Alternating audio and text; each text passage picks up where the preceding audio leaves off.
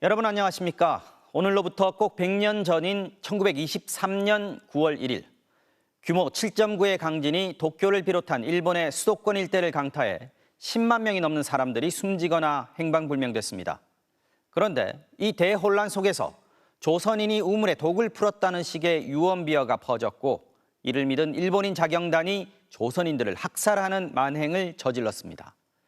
당시 독립신문의 보도에 따르면 학살된 조선인은 무려 6,661명. 참사가 발생한 지 100년이 흘렀습니다. 하지만 일본 정부 차원의 진상규명이나 사과는 여전히 이루어지지 않고 있습니다.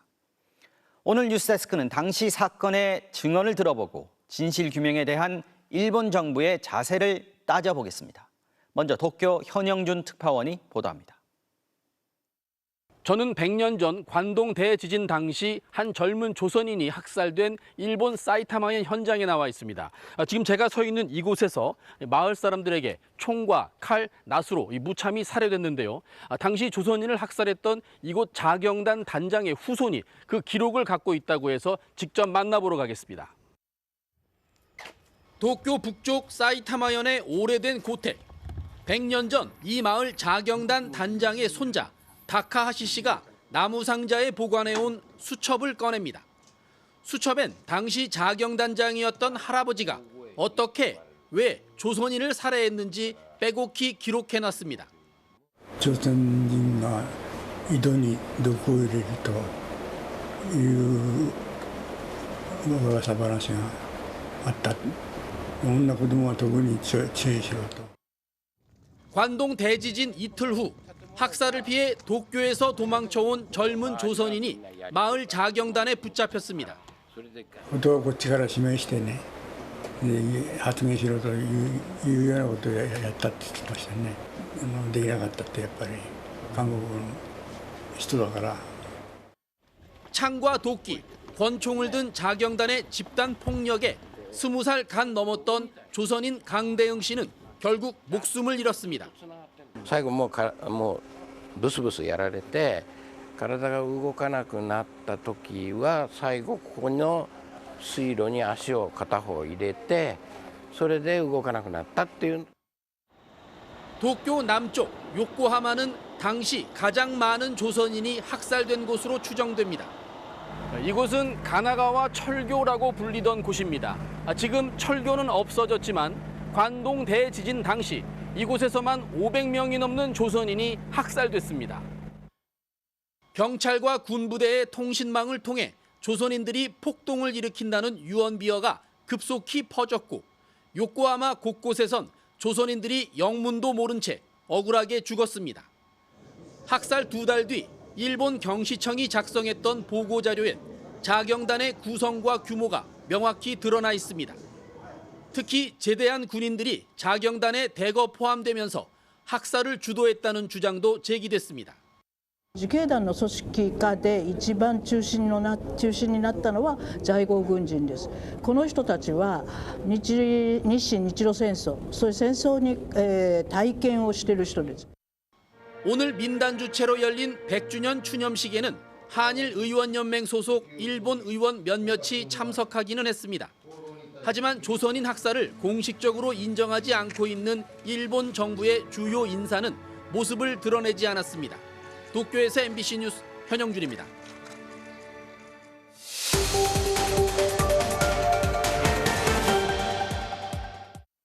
수천 명의 제1한국인이 무참히 학살당했던 관동 대학살에 대한 일본 정부의 왜곡과 은폐는 100주년을 맞은 이번에도 계속됐습니다. 일본 정부는 사실을 입증할 정부 기록이 없다며 진실을 외면했는데요. 맞는 말인지 팩트체크 알고 보니에서 따져봤습니다. 관동 대지진 100주년을 이틀 앞둔 그제 일본 정부 대변인인 마스노 히로카즈 관방장관은 다시 한번 관동 대학살을 부정했습니다. 政府として調査した限り、政府内において事実関係を把握することのできる記録が見当たらないところであります。 관동 대학살에 대한 기록을 정부 조사에만 한정한 것도 부적절하지만 설사 정부 조사만 따진다 해도 기록이 없다는 건 사실이 아닙니다. 지금 보이는 문서 2009년 3월 일본 내각부 중앙방재회의가 내놓은 관동 대지진 분석 보고서입니다. 이 관동 대학살에 대해 관청과 피해자, 주변 주민에 의한 살상 행위가 다수 발생했다. 학살이란 표현이 타당한 예가 많았다고 적시돼 있습니다. 또 살해 대상은 한국인이 가장 많았고 피해자 숫자를 정확히 특정하긴 어렵지만 지진 사망자의 1% 이상, 몇 퍼센트 정도는 될 것이라고 명시해 놨습니다. 이 같은 조사를 진행한 건 일본 정부였고 보고서는 내각부 홈페이지에 지금도 공개돼 있습니다. 일본 정부는 정부가 직접 작성한 게 아니라며 그 의미를 축소하려고 합니다. 当該記述は有識者が執筆したものであり、政府の見解を示したものではありません。その内容について政府内に事実関係を確認することのできる記録が見当たらないものと承知をしております。 하지만 대지진 직후인 1923년 11월 당시 내무장관이었던 고토 신페이가 직접 작성한 문서에도 관련 내용이 등장합니다. 당시 형사처벌된 사건 기준으로 조선인 233명이 살해당했다는 겁니다. 심지어 이 같은 사실은 일본의 역사 교과서에도 기술돼 있습니다. 관동 대학살에 대한 일본의 한 고등학교 역사 교과서 내용입니다. 근거 없는 소문이 퍼지고 군대와 경찰, 자경단이 조선인을 살해하는 사건이 발생했으며 희생자는 수백 명 이상이라고 돼 있습니다. 일본의 우경화와 함께 이런 서술도 점차 모호해져 가곤 있지만 여전히 고교 역사교과서 12종 가운데 10종이 관동 대학살을 역사적 사실로 다루고 있습니다. 특히 이 중 3개 교과서는 군과 경찰, 자경단을 조선인 학살의 주체로 명시했습니다. 그럼에도 역사적 사실을 외면한 일본 정부에 대해 우리 정부는 필요한 조치를 지속해서 검토할 것이라고 원론적인 입장만 밝혔습니다. 알고 보니 이준범입니다. 밝혀지지 않은 억울한 죽음들, 애타는 후손들은 지금도 진상규명을 호소하고 있습니다. 윤상문 기자가 이들을 만나봤습니다. 경남 의령군 석천마을.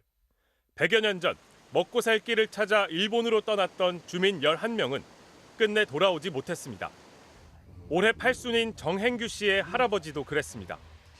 다 돌아가시고 오직 한 분이 조금 뒤늦게 거기에서 혼자서 이제 숨어가지고 살아남으신 분이 돌아가셨다. 할머니 곁에 할아버지 위패만 모셨습니다. 6월도 못 찾아고 억울하게 돌아가셨는데 이 우리 조모님이 돌아가셨을 때 그 위패로 가르메가 같이 합장을 했어요. 이 마을의 또 다른 희생자 오효근 씨는 사망 소식조차 전해지지 않았습니다. 이제 아흔을 바라보는 손자 며느리는 남편 없이 홀로 자녀들을 키워낸 시할머니를 어렴풋 떠올립니다. 다른 사람은 편지가 오는데 우리 조부님은 편지가 안 오도록 하네. 우리 조모는 살바 개같이 있어도 이제 할배 오는 거를 쳐보고 지금도 우리 할머니 생각하면 내 눈물이 난다. 1923년 그해 임시정부가 관동 대학살 조선인 피해자를 6,661명이라고 추산했을 뿐 해방 뒤에도 정부 차원의 진상규명은 사실상 없었습니다. 이승만 정부에서 피살자 290명의 명부를 작성한 뒤 방치하다 지난해 말 진실화해위원회에서 408명의 희생자 명단을 만든 게 전부입니다. 이 사건은 묻혀진 사건이고 또 기억하지 않으려고 하는 사건이었고 역사에서 배제된 것처럼 그렇게 내려왔습니다.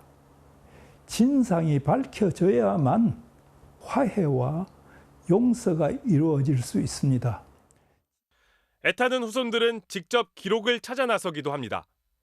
경북 출신 희생자 남성규 씨의 외손자 권재익 씨.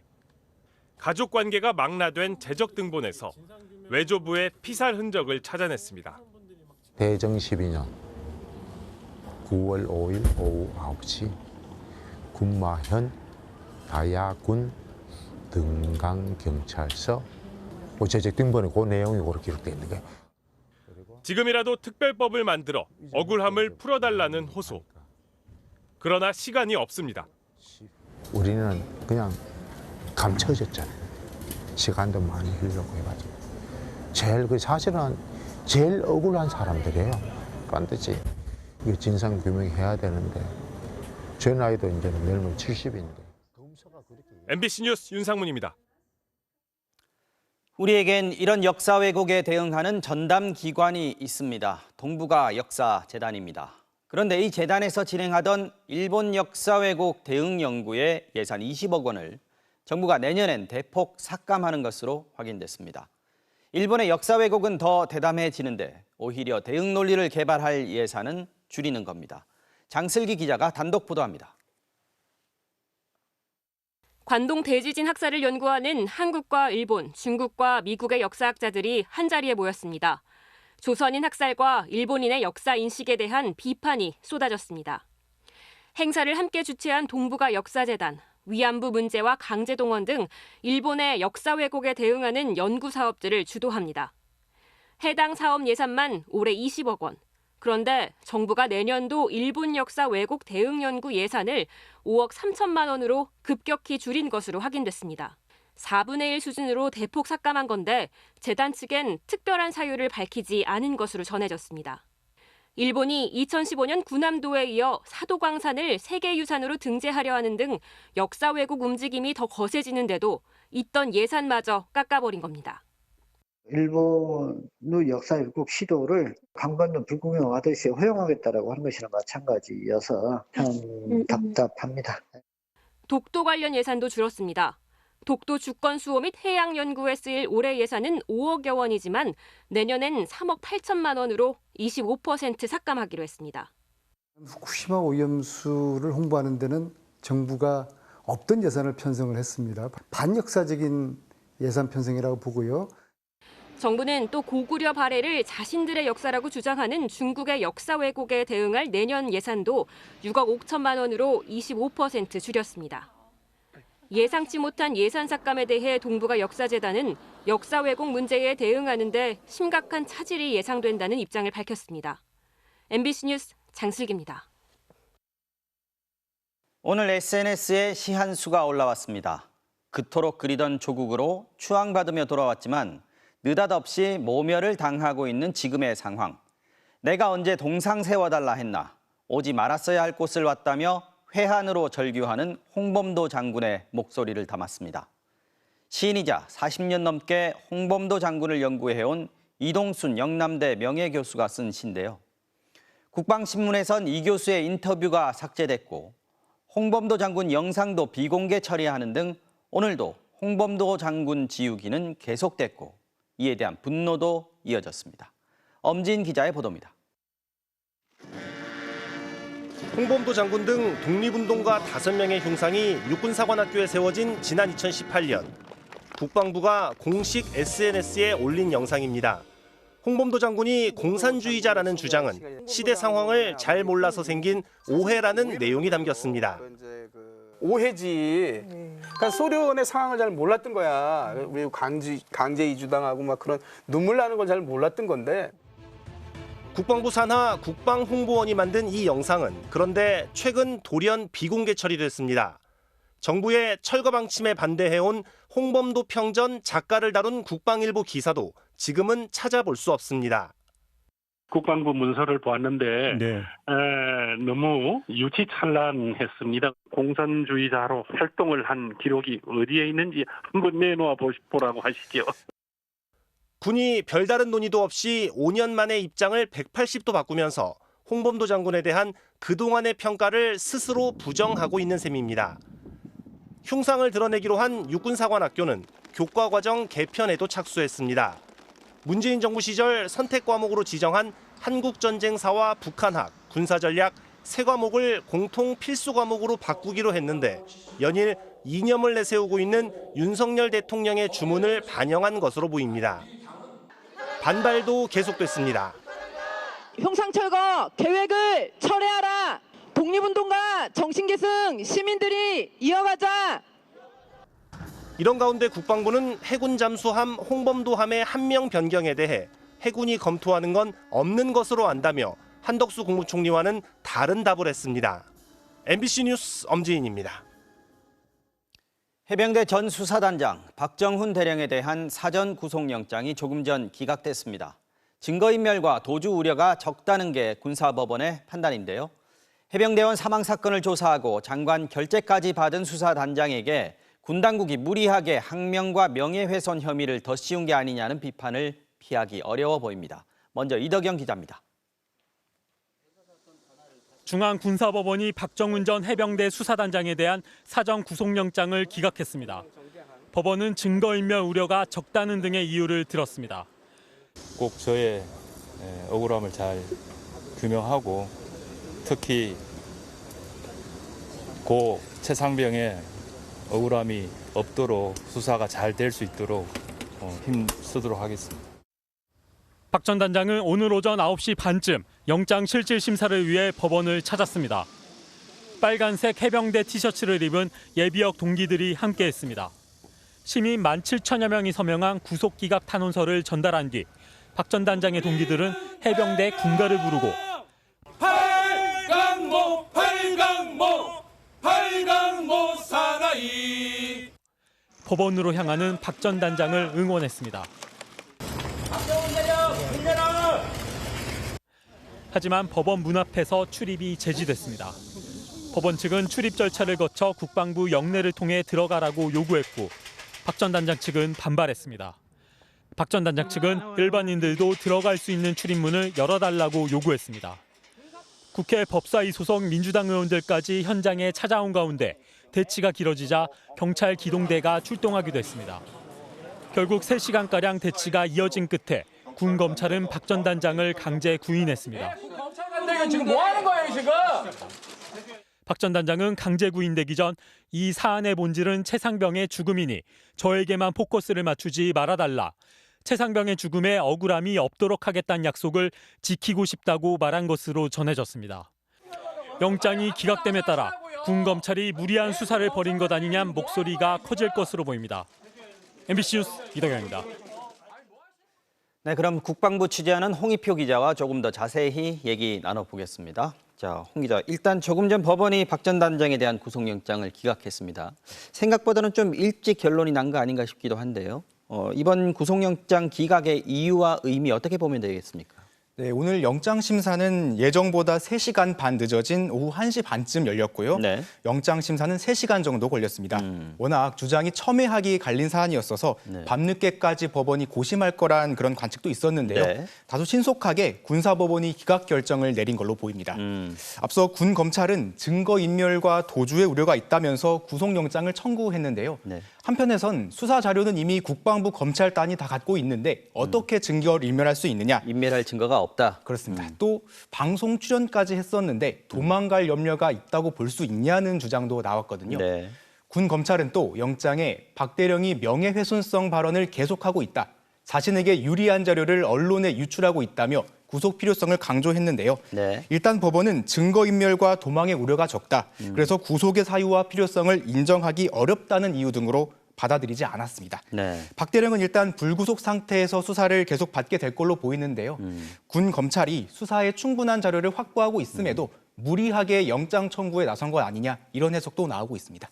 자, 일각에서는 박 대령이 대통령실 개입 의혹 이걸 언급하기 시작하면서 이걸 입막음을 하기 위해서 구속영장 청구했다. 이런 비판도 있지 않겠습니까? 이번 사건이 앞으로 어떻게 흘러가겠습니까? 네, 말씀처럼 일단 대통령실은 최상병 사건 수사에 일체 개입한 적 없다면서 외압 의혹을 전면 부인하고 있죠. 네. 그런데 어제 군인권센터에서 공개한 녹취를 보면요. 군 내부에서도 수사 외압을 감지하고 우려하는 듯한 정황이 드러나 있습니다. 네. 한번 들어보시겠습니다. 네. 국방부검찰단이 가져가게 된다면은 그래서 처음부터 다시 할 계획이 혹시 있는 건 아닌지 좀 너무 우려가 됩니다. 만약에 그렇게 된다, 그 시나리오처럼 된다면 이건 다 어차피 무효가 되니까 최악의 경우를 제가 상상해서 좀 말씀을 드린 건데 사건 떠놓고 다 좀 보관을 숨겨놓고 하나 세상에 덮여지진 않을까 좀 걱정이 되는 부분이 있습니다. 네, 실제로 국방부 검찰단이 해병대 수사단이 경찰에 넘겼던 자료를 다시 가져갔고요. 국방부 조사본부가 재검토한 끝에 결국 과실치사 혐의자에서 사단장을 포함한 6명이 빠졌잖아요. 네, 그렇죠. 네, 이런 정황이 계속 드러나는 한 외압 의혹이 이어질 수밖에 없어 보이는데요. 박 대령의 이번 항명 사건과 더불어서 국방부 검찰단장과 법무관리관을 박 대령 측이 공수처에 고발한 사건의 수사 경과도 앞으로 계속 지켜봐야 할 것 같습니다. 네, 홍익표 기자 잘 들었습니다. 부산의 한 오래된 목욕탕에서 화재와 함께 큰 폭발이 일어나면서 소방관과 경찰 등 21명이 중경상을 입었습니다. 이 폭발 현장 가까이 있던 소방관 2명은 얼굴에 2도 화상을 입는 중화상을 당해서 병원으로 옮겨졌는데요. 지하 보일러실에 있는 연료 탱크가 폭발한 것으로 추정되고 있습니다. 송강모 기자가 취재했습니다. 오늘 오후 부산 동구의 한 골목길. 4층짜리 목욕탕 건물에서 시뻘건 화염과 함께 폭발이 일어납니다. 강한 폭발 소리에 옆집 주민이 놀라 밖으로 나와 상황을 살펴봅니다. 오후 1시 40분쯤 신고를 받고 출동한 소방관들이 현장에서 화재 진화에 나섰습니다.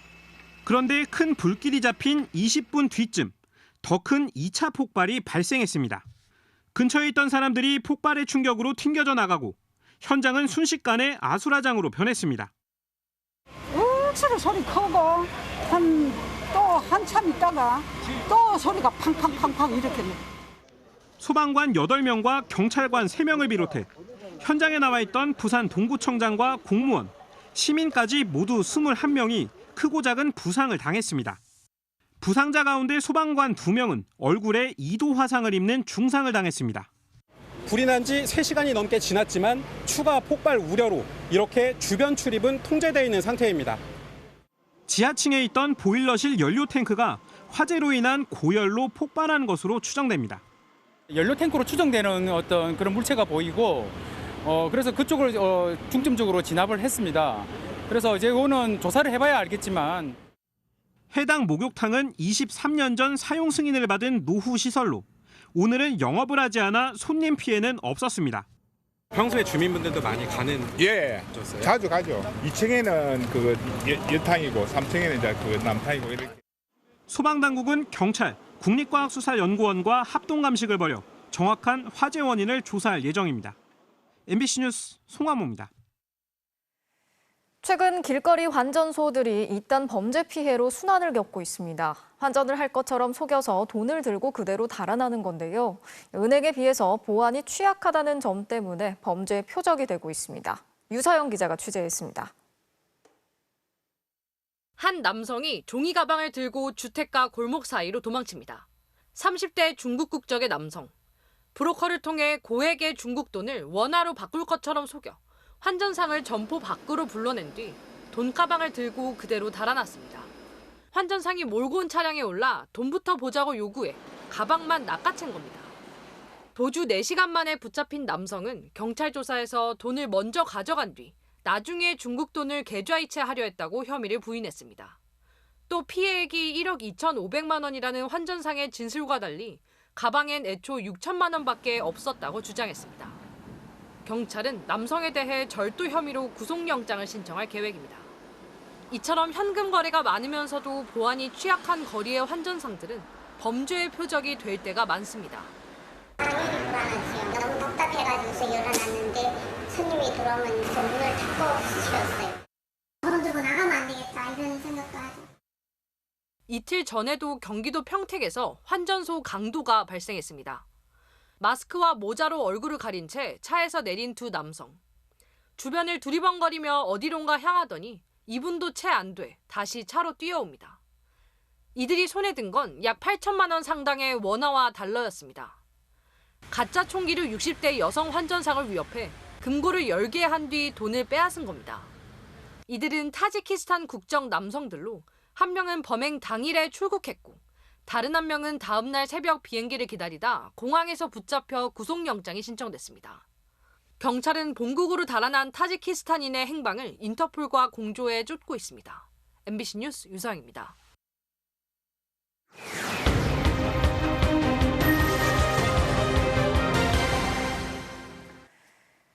아파트의 각 가정마다 터치 한 번으로 현관문을 열어주고 거실 조명은 물론이고 보일러도 껐다 켤 수 있는 장치가 달려있죠. 이 주택관리용 단말기, 월패드라고 부르는데요. 그런데 이 월패드가 고장이 나면 쉽게 고칠 수가 없어서 오히려 짐이 되는 경우가 많다고 합니다. 왜 그런 건지 박진준 기자가 취재했습니다. 경남 거제의 한 고급 아파트. 벨을 눌러도 안에선 누가 왔는지 알 수가 없습니다. 월패드가 고장나 초인종도 인터폰도 안 됩니다. 일일이 전화를 받고 직접 버선발로 나가야 되고 택배 같은 거라든지 배달 음식을 시킬 때는 1층까지 내려가야 되는. 또 다른 가정은 아예 월패드 전원조차 안 들어옵니다. 벨소리라도 들리게 고치려니 업체는 45만 원을 요구했습니다. 그마저도 중고입니다. 고치고 나서도 이제 몇 년 지나니까 또 그런 정세가 나오면서 이제 화면이 아예 가버린 거죠. 다른 기능은 고칠 수도 없다고 말합니다. 평생 그냥 고장난 대로 써야 되네요. 저는 모듈이 문제라면 수리가 안 되실 거예요. 같은 값에 더 좋은 새 제품들이 나와 있지만 교체는 안 됩니다. 제조사가 다르거나 같은 회사 제품이라도 제조 시기가 달라 아파트 내부망과 호환이 안 되는 경우가 대부분이기 때문입니다. 정부는 2009년 3월 기기별 호환성을 고려해 유지 보수가 쉽도록 설치해야 한다고 명시한 행정 규칙을 고시했습니다. 2011년엔 월패드 시스템의 KS 인증 제도를 도입해 얼마든지 교체가 가능하도록 명시했습니다. 그런데 5년 뒤 KS 인증 도입 기준이 삭제돼 이젠 관리 감독 기준조차 없는 상황. 정부는 진입 장벽만 높이는 꼴이라 없앴다고 해명했습니다. 그렇게까지 강제하는 건 지나친 규제 아닌가 그런 생각을 해봐야겠죠. 하지만 업계 관계자는 대형업체 압박이 있었다고 털어놨습니다. 반발이 있던 거는 사실은 표준화를 하려고 하면 기존에 만들었던 시스템 자체를 다시 소프트웨어나 이런 걸 다시 개발을 그거에 맞게 해야 되니까. 현재 아파트 월패드 시장은 서너 개 업체가 70% 넘게 나눠 먹고 있습니다. 표준조차 없는 불편은 고스란히 이용자들이 떠안고 있는 실정입니다. MBC 뉴스 박진준입니다. 민주당 이재명 대표의 검찰 조사 시점을 두고 신경전이 벌어졌습니다. 다음 주 월요일 출석하라는 검찰 요구에 대해 이재명 대표가 그날은 오후 공식 일정 때문에 오전만 조사받을 수 있다. 부족한 건 다음 주에 날을 다시 잡자고 했는데요. 검찰은 그건 2시간만 조사받겠다는 건데 안 된다고 했습니다.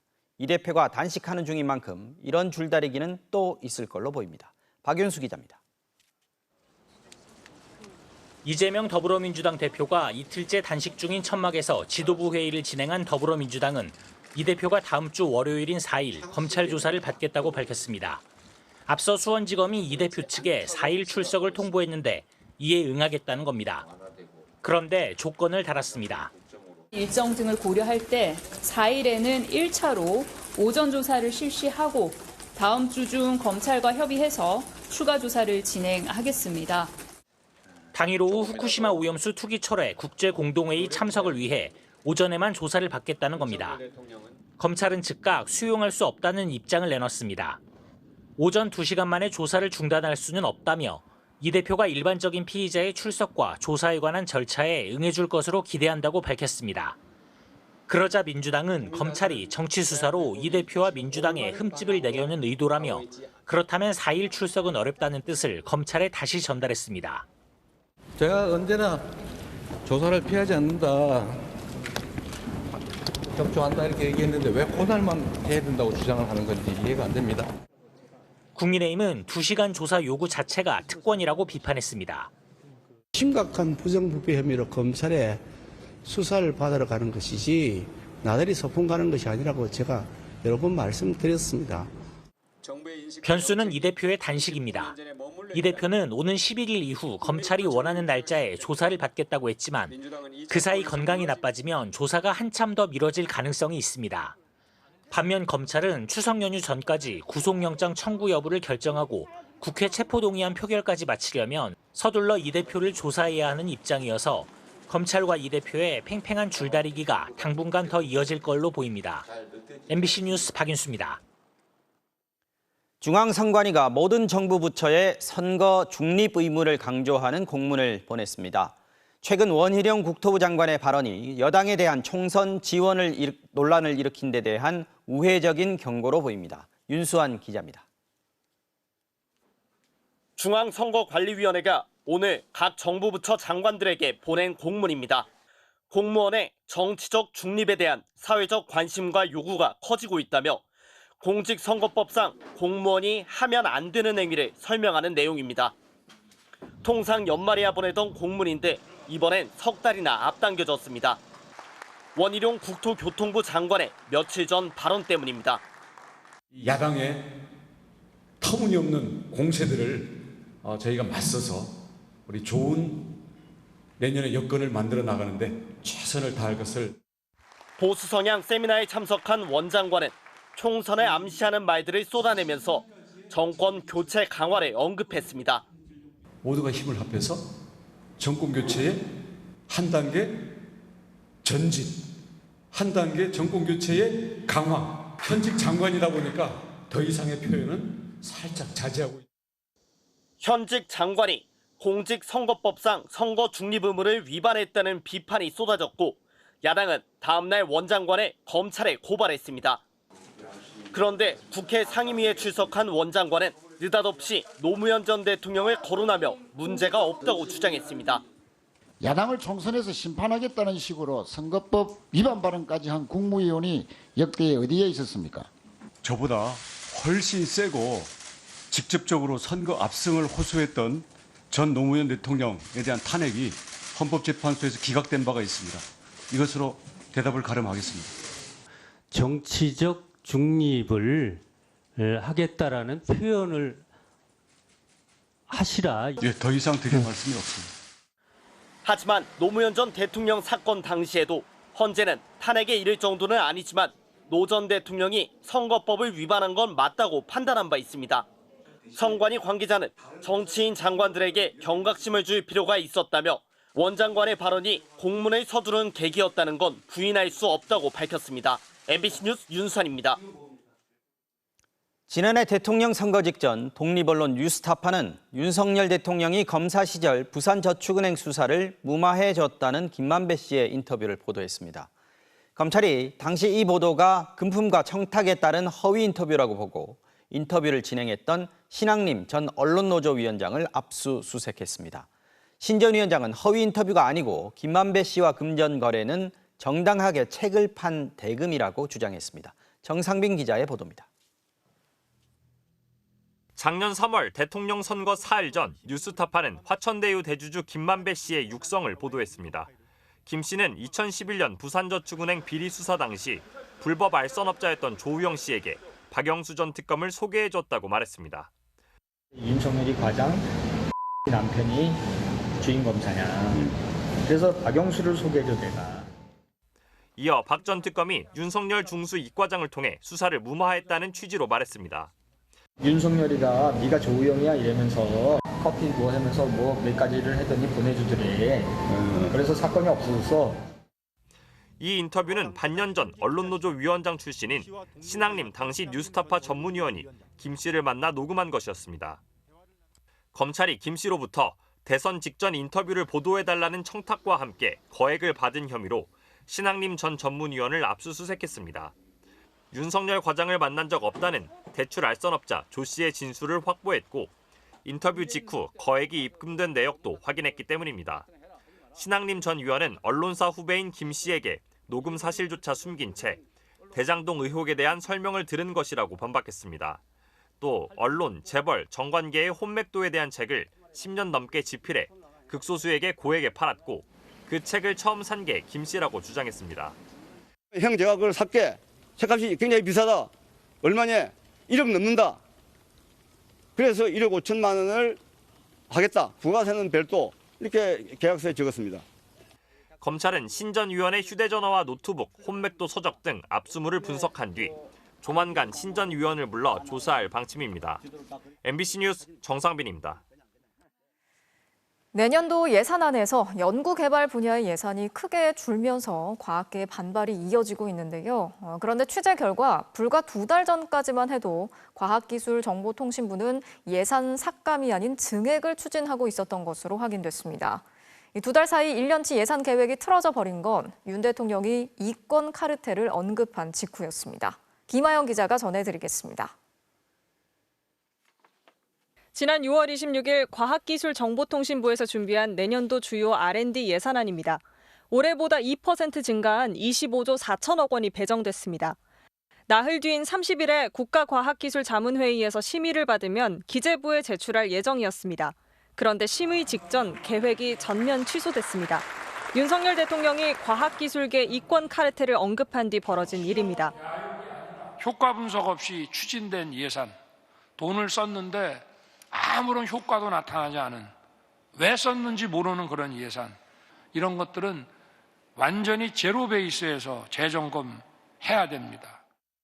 그로부터 약 50일 뒤인 지난달 22일 과기부가 발표한 수정 예산안입니다. 주요 R&D 사업에 증액은커녕 13.9% 감액된 21조 5천억 원이 배정됐습니다. 6월안과 비교하니 2조 4,900억 원이 배정됐던 탄소중립 연구개발 분야 예산은 2조 원으로, 재난안전 등 공공 분야는 2조 4천억 원에서 1조 9천억 원으로 삭감됐습니다. 반면 글로벌 연구개발 분야는 6,106억 원에서 1조 원 넘게 증액됐습니다. 정부는 중소기업 뿌려주기식 사업이나 코로나 감염병 대응을 위한 지원금을 깎고 낡은 관행을 걷어내느라 예산이 줄었다고 설명했습니다. 그러나 정작 어떤 사업들이 낡은 관행에 해당하는지는 밝히지 않고 있습니다. 저희가 보기에는 삭감된 방식이나 이 과정들이 거의 일괄적으로 폭력적으로 진행되어서 그런 부분만이 삭감된 게 아닌 걸로 보이는 거죠. 유수한 대학의 이공계 학생들, 교수들, 도대체 이렇게 졸속으로 불법으로 R&D 예산을 축소하면 도대체 우리는 어떻게 하라는 얘기냐. 과학계에서는 기술 패권 경쟁이 치열한 상황에 삭감은 이해하기 어렵다는 반응입니다. 또 연구개발 예산이 깎일 경우 석박사 후 졸업생들의 일자리가 줄어들거나 구조조정이 생길 수 있다며 우려하고 있습니다. MBC 뉴스 김아영입니다. 9호 태풍 사올라가 중국 남부 지역에 접근하면서 중국 선전시와 홍콩 등에 비상이 걸렸습니다. 강한 바람과 함께 많은 비가 덮칠 것으로 예상이 되면서 항공기와 철도 운행이 중단되는 등 피해 예방에 전력을 기울이고 있습니다. 이경미 기자가 전해드리겠습니다. 중국 남부 광둥성 선전시, 날씨 중계를 하는 건장한 기자가 강한 폭우와 바람에 몸을 제대로 가누지 못합니다. 那这一会儿的风雨已经是非常非常的猛烈，我站在这里，如果不靠着这棵柱子的话，现在已经是站不稳了。 바닷가 해안 주택가에는 파도가 거세게 몰려듭니다. 제9호 태풍 사올라가 접근하면서 비바람의 위력이 시시각각 올라가고 있는 겁니다. 앞서 태풍이 다가온다는 소식에 고기잡이를 나갔던 배들은 모두 항구에 대피했고 상점들은 침수에 대비해 셔터를 내리고 모래주머니를 쌓았습니다. 홍콩의 쇼핑센터에서는 점원이 창문마다 파손 방지용 테이프를 붙이느라 여념이 없습니다.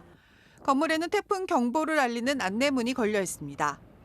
都擔心嘅，因為新聞啊或者係天文台都報道好多都講到呢個風係超強颱風。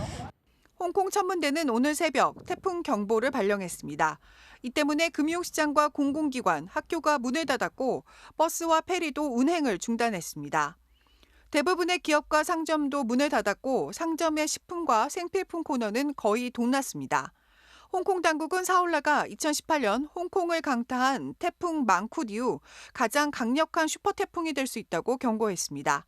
MBC 뉴스 이겸입니다. 미국에서는 일용직 노동자 출신의 한 무명 가수가 부른 노래가 화제가 되고 있습니다. 미국 정치인들을 비판하면서 부른 노래인데 공개 직후 단숨에 빌보드 차트 1위까지 올랐습니다. 이 노래가 공화당 대선 후보 토론회까지 등장하자 그가 직접 나서서 자신의 노래를 정치 무기화하지 말라면서 일침을 가했습니다. 워싱턴에서 왕종명 특파원이 취재했습니다. I've been selling my soul, working all day, overtime hours. 일용직 노동자 출신 무명 가수 올리버 앤서니가 고된 하루를 한탄하며 부른 이 노래는 유튜브 공개 직후 단숨에 빌보드 핫100 1위까지 올랐습니다. 힘들게 번 돈이 끝없이 세금으로 흘러들어가 리치먼드 북쪽에 사는 리치맨, 즉 부자들 배만 불리고 있다는 가사와 호소력 짙은 음색이 대중의 폭발적 공감을 불러온 겁니다.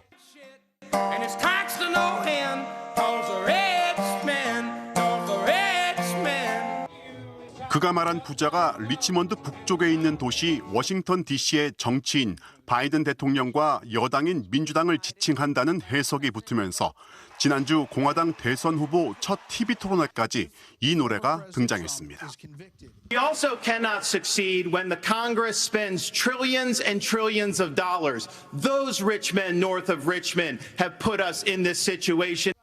공화당을 위한 노래처럼 언급되자 그가 직접 온라인에 영상을 올려 바이든 정부가 문제이긴 하지만 내 노래는 특정 정파가 아니라 기존 정치권 전체를 겨냥했다고 해명했습니다.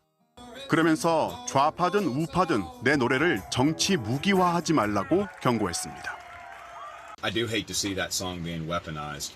Like I see the right trying to characterize me as one of their own. And I see the left trying to discredit me. 앤서니는 고등학교를 중퇴하고 공장에서 일하다 사고로 다친 이후 일용직으로 생계를 유지해 왔는데 빌보드 1위에 오른 직후 $800만, 우리 돈 100억 원짜리 계약 제안이 들어왔지만 거절했습니다. 27 무명 가수의 돌풍을 선거판으로 끌어들이려던 정치권 시도는 실패했습니다. 무엇보다 한 여론조사에서 미국 유권자 10명 중 6명 이상은 연예인의 지지 선언을 따라갈 생각이 없다고 답했습니다. 워싱턴에서 MBC 뉴스 왕종명입니다.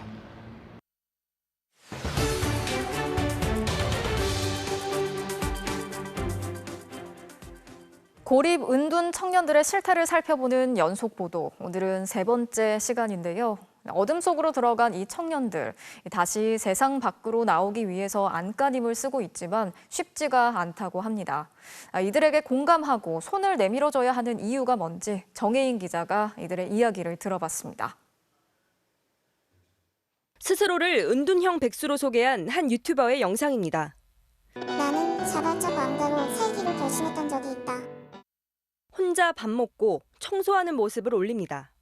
많게는 7,000회까지 조회수도 제법 나옵니다. 개인적인 경험들을 좀 일기처럼 써가지고 올렸어요. 그런 게 반응이 좀 좋았어요. 29살 지은 씨는 1년 가까이 고립돼 살아왔습니다. 재취업에 실패한 뒤였습니다. 나랑 똑같은 상황에 있는 사람이 있지 않을까 싶어서 시작을 하게 됐어요. 고립은둔 청년들이 상담을 받으며 직접 그린 그림들입니다. 대부분 자신을 검게 그려냈습니다. 가시돋친 존재, 때론 비와 번개를 맞고 어둠 속에 사로잡혀 있다고 느낍니다.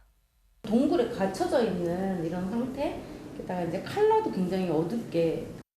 창피함과 압박감, 자책에 시달리지만 한 구석엔 그래도 잘하고 싶다는 소망을 담습니다. 잘하고 싶은 거를 저희가 이야기하게 하고 그거를 충분하게 또 경험하게 해주고. 그래서 도전을 선택하기로 합니다. 이들의 회복을 돕기 위해 마련한 요리 모임. 지난해 이 단체의 활동에 지원한 청년은 500명, 모집 인원보다 2배나 많이 몰렸습니다. 마음대로 안 될 땐 요리하는 거 자체는 즐거워요. 서울의 이른바 명문대 출신인 혁준 씨도 1년 동안 숨어 지내다 이곳을 찾았습니다. 지난 코로나 시기는 그에게 잔인했습니다. 코로나로 인해서 뭐 제한이 되는 게 많았으니까 야외 활동이 채용도 많이 줄어들고. 4년 동안 은둔했던 26살 현수 씨는 오로지 게임에만 매달렸습니다. 집을 나가진 않지만 사람들이랑 대화하고 싶은 마음도 있고 하니까 하루 종일 게임하면서 이제 음성 채팅으로 얘기하면서. 비대면이 늘고 디지털 접속이 대세인 시대, 은둔과 고립은 조용히 확산돼 왔던 겁니다. 자기는 연결돼 있다고 생각하지만 사실은 어떠한 지지도 받지 못하고 유의미한 관계도 형성하지 못하게 되면서 오히려 이게 고립이나 은둔으로 오히려 이어질 수 있는. 전문가들은 극심한 경쟁 체제의 결과라고도 말합니다. 문제는 청년 세대의 좌절로 인해 노동이 사라지고 사회적 연대마저 해체되면 미래의 위기를 극복할 힘도 줄어든다는 겁니다. MBC 뉴스 정혜인입니다.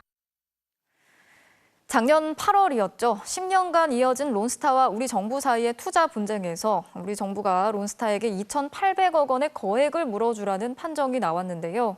취소 시한 1년 동안 검토를 한 끝에 판정 과정에 일부 절차적인 하자가 있다면서 우리 정부가 판정을 취소해달라고 신청했습니다. 일각에서는 결국 패소하고 갚아야 할 이자만 늘어날 수 있다는 우려도 나오고 있습니다. 이유경 기자가 취재했습니다. 작년 8월 국제투자분쟁해결센터 중재판정부는 우리 정부가 다국적 사모펀드 론스타에게 2,800억 원을 배상하라고 결정했습니다. 지난 2012년 론스타의 외환은행 매각 당시 정부가 일부러 승인을 미뤄 론스타가 싸게 외환은행을 넘기도록 했다는 겁니다. 마감 기한을 5일 앞두고 정부가 판정을 취소해달라고 신청했습니다. 국민의 피 같은 세금이 단 한 푼도 유출되지 않아야 한다는 각오로 끝까지 최선을 다하겠다는 말씀드리겠습니다. 판정이 취소되려면 판정부가 명백하게 월권을 행사하거나 절차가 부당해야 하는데 법무부는 일부 사유가 있다고 주장했습니다. 당시 론스타의 주가 조작 유죄 판결로 하나은행 매각이 늦어진 건데 판정부는 뚜렷한 근거 없이 정부의 위법 행위 때문이라고 월권적 판단을 했다는 논리입니다. 또 일부 증거에 대해 우리 정부의 변론권을 안준 절차 위반도 있었다고 지적했습니다. 정부는 로펌 또 전문가들과 판정 내용을 면밀히 검토했다고 밝혔지만 일부 전문가들은 판정 취소 가능성을 낮게 보고 있습니다. 반대되는 의견을 이제 제시하면서 그게 마음에 안 든다 뭐 이렇게 얘기하는 거는 말이 되지만 그게 월권행위다 이렇게까지 얘기할 수는 없는 거거든요. 이미 1년 동안 이자가 137억 원 더 늘었는데 취소 소송이 다시 수년간 이어지면 이자와 로펌 비용은 더 늘어날 수밖에 없습니다. 앞서 론스타도 배상이 부족하다며 취소를 신청했고 취소 소송은 국제투자분쟁해결센터 취소위원회가 맡습니다. 전문가들은 근본적으로는 쉽게 분쟁을 제기할 수 있어 국제투기자본에게 유리하게 설계된 투자 협정들을 개정해야 한다고 지적했습니다. MBC 뉴스 이유경입니다. 중국 프로축구 산둥의 최강희 감독이 도를 넘은 상대 감독의 도발과 기자들의 무례한 질문에 폭발하고 말았습니다. 어찌된 사연인지 송기성 기자가 전해드립니다.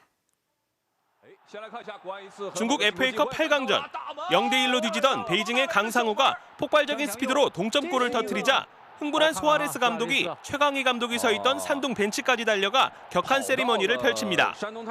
지난해 프리미어리그에서 있었던 투헬과 콘테 감독의 갈등을 연상시키는 도발에 최강희 감독은 불쾌함을 숨기지 않았습니다. 저는 30년 지도자 하면서 남의 팀 벤치에 와서 세리머니 하는 감독은 처음 봤습니다. 지정신인지 있을 수 없는 일이 벌어졌고 그거에 대해서 아무도 제재를 안 했습니다. 그때 갑자기 한 중국 기자가 최 감독의 말에 꼬투리를 잡기 시작합니다. 你好，北京体育广播记者想问一下教练，就是说在发布会公开点评对方的主教练，这是尊重别人的表现吗？ 아니 눈으로 보고도 지금 그런 얘기를 해? 존중받을 만한 행동을 해야 존중을 하는 거지. 그걸 지금 질문이라고 하고 있어? 이어서 산둥 선수도 관중석에 물병을 던졌다며 중국 기자들의 12초 질문이 계속되자 애써 화를 참고 대답을 이어가던 최강희 감독은 결국 폭발하고 말았습니다. 기자면은 막 기자 같은 걸 질문해야 될 거 아니야. 기자 같은 거 하는 네가 중국 기자가 맞아? 이런 일이 처음은 아닙니다. 지난 2011년에 아시아 농구 선수권에서는 왜 중국 국기에 예의를 표시하지 않느냐는 중국 기자의 말에 허재 감독이 회견장을 박차고 나온 일도 있었습니다. 뭔 소리야? 말 같지도 않은 소리라고 그래. 진짜 짜증나겠다. 과거 심심치 않게 발생했던 중국 취재진과 한국 감독 간의 설전. 항저우 아시안게임 개막을 20여일 앞두고 뜻밖의 변수가 발생하지는 않을지 이유 있는 마음의 준비가 필요해 보입니다. MBC 뉴스 송기성입니다. 프로축구 수원FC 이승우 선수의 골입니다. 요즘 득점력이 정말 심상치 않네요. 금요일 밤 스포츠 뉴스였습니다.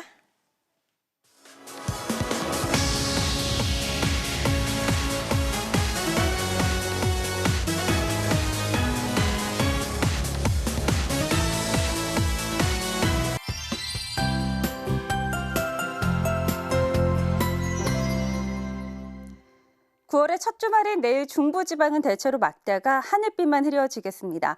단 아침 저녁으로는 선선해도 낮에는 볕이 강해서 30도 안팎의 더위가 나타나겠고요. 남부지방은 종일 흐린 가운데 제주와 남해안을 중심으로는 내일 낮까지 강한 비가 이어지겠습니다. 또 일요일인 모레는 강원도를 제외한 전국에 가끔 비가 오겠습니다. 지금도 경남 통영 일대에는 시간당 40mm 이상의 강한 비가 집중되고 있습니다.